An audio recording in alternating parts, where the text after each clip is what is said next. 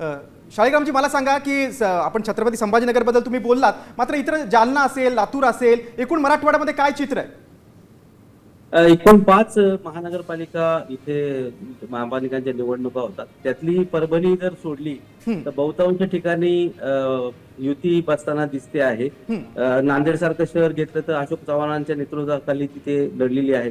ते जेव्हा काँग्रेसमध्ये होते तर पूर्ण बहुमतात काँग्रेसची सत्ता तिथे होती आणि आताही त्यांनी विडा उचललाय की ते पूर्ण बहुमतात नांदेडची महापालिका घेऊन येतील.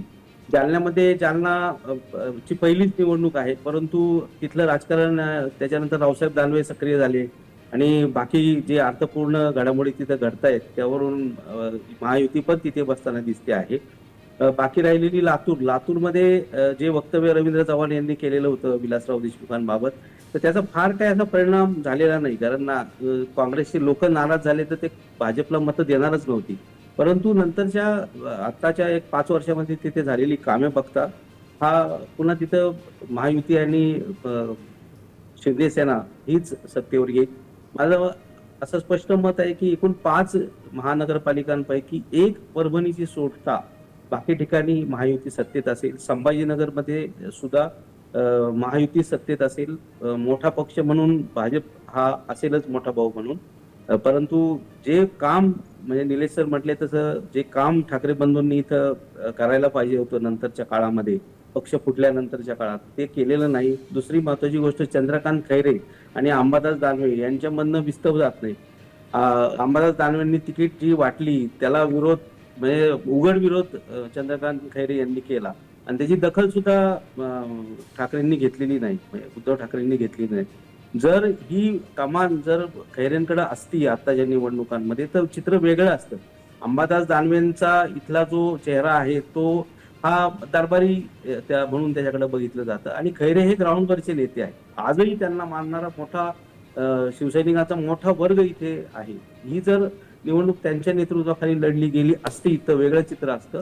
मुंबई नंतर ठाकरे बंधूंनी इथं लक्ष द्यायला पाहिजे होतं असं मला स्पष्टपणे वाटतं. मग गिरीश, मी एकच म्हणेन, आपल्याला ज्या उर्वरित महानगरपालिकांचं चित्र स्पष्ट व्हायचं आहे त्यातल्या नांदेडचं चित्र आपण जवळजवळ टीव्हीवर दाखवलंय. मी पीसीआरला विनंती करेन की त्यांनी आता ज्या आपण बॉटमला सगळ्या महानगरपालिका दाखवतोय त्यामध्ये आकडे स्पष्ट करावे आणि आपल्या प्रेक्षकांना दाखवावे आणि ज्या महानगरपालिका राहिल्या आपल्याला आकडेवारी सांगायची ती आपण सांगूयात आणि पुन्हा चर्चेकडे वळूयात.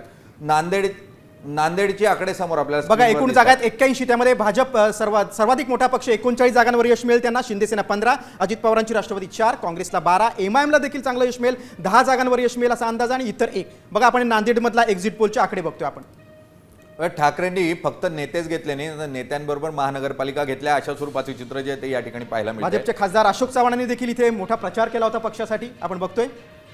नांदेड म्हणजे चव्हाण म्हणजे अगदी शंकरराव चव्हाण असो किंवा अशोक चव्हाण असो यांच्या माध्यमातून तिथल्या राजकारणावर त्यांची असलेली पकड आणि आता चाकुलकर जे आहेत ते या भागातून काही प्रमाणावर सक्रिय होते, मात्र तेही आता उरलेले नाहीत राजकारणामध्ये. त्यामुळे अशा स्वरूपाचं चित्र हे स्पष्ट भाजपकडे इथली सत्ता जाते हे चित्र या ठिकाणी पाहायला मिळते. अगदी बरोबर सर. मला पश्चिम महाराष्ट्राबद्दल मला शीतलजी यांच्याकडे जाते, शीतलजी यांच्याकडे जाणारच आहे मी, पण आपण इतर महापालिका बघूया मराठवाड्यात. कोल्हापुरात पण जाऊयात, पण त्या अगोदर ज्या महापालिकांचे निकाल आपल्याला म्हणजे साधारण ज्या स्वरूपाचे एक्झिट पोल आपल्याला सांगायचे राहिलेत ते सांगूयात आणि मग आपण पुन्हा एकदा चर्चेला येऊयात.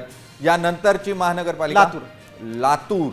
भाजपचे प्रदेशाध्यक्ष रवींद्र चव्हाणांचं मोठं वक्तव्य होतं की विलासरावांच्या आठवणी आम्ही पुसून टाकू असं त्यांचं वक्तव्य होतं. तिथं बघा काय चित्र आहे. भाजप 28, वंचित बहुजन आघाडीला 1, अजित पवारांच्या राष्ट्रवादीला 6, काँग्रेसला 33, ठाकरे सेनेला 1 आणि शरद पवारांच्या राष्ट्रवादीला 1. म्हणजे सर मोठा पक्ष काँग्रेस राहील असं लातूरमध्ये दिसतंय. काँग्रेस सत्तेच्या जवळ जात आहे अशा स्वरूपाचं स्पष्ट चित्र पाहायला मिळतंय. 34 जागा जर ठाकरे सेना आणि काँग्रेस म्हणून आपण धरून चाललो तर या ठिकाणी राष्ट्रवादी काँग्रेस शरद पवार यांची 1 जागा, 35 जागा बरोबर अशा मिळत आहेत आणि वंचित जो आहे तोही त्यांच्याबरोबर आहे. कारण 36 जागांचं समीकरण या ठिकाणी जुळताना पाहायला मिळतंय स्पष्ट स्वरूपामध्ये आणि त्यामुळे काँग्रेस सत्तेपर्यंत जाईल असं चित्र आहे. मात्र जर 2 ते 4 जागा कमी जास्त झाल्या यामध्ये तर भाजप सहजतेने सत्तेत येईल. कारण भाजपला ज्या स्वरूपाचं समीकरण जुळवता येतं तसं काँग्रेस जुळवू शकेल अशी शक्यता नसेल आणि त्यामुळे या ठिकाणी यश हे काँग्रेसला मिळताना जरी दिसत असलं तरी उद्या सत्ता ही काँग्रेसची येईलच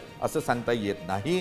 कारण आकड्यांचं गणित जुळवण्यात भाजप जितकं हुशार आहे तितकं काँग्रेस नाही आहे. आणि मधल्या काळामध्ये देशमुख कुटुंबियांनी अनेक राजकीय नेतृत्वांना, नगरसेवकांना जितकं घट्ट धरून ठेवणं अपेक्षित होतं ते धरण्यामध्ये ते अपयशी ठरलेले आहेत आणि त्यामुळे त्यांना इथे सत्ता स्थापन करता येईल की नाही हा प्रश्न असेल. मात्र एक्झिट पोल सांगतोय काँग्रेस सगळ्यात मोठा पक्ष म्हणून लातूरमध्ये समोर येईल. अगदी बरोबर. काँग्रेसचे आमदार अमित देशमुखांची देखील प्रतिष्ठा लातूरमध्ये पणाला लागली. तर आपण परभणीकडे बोलूया. बघा परभणीत काय चित्र आहे.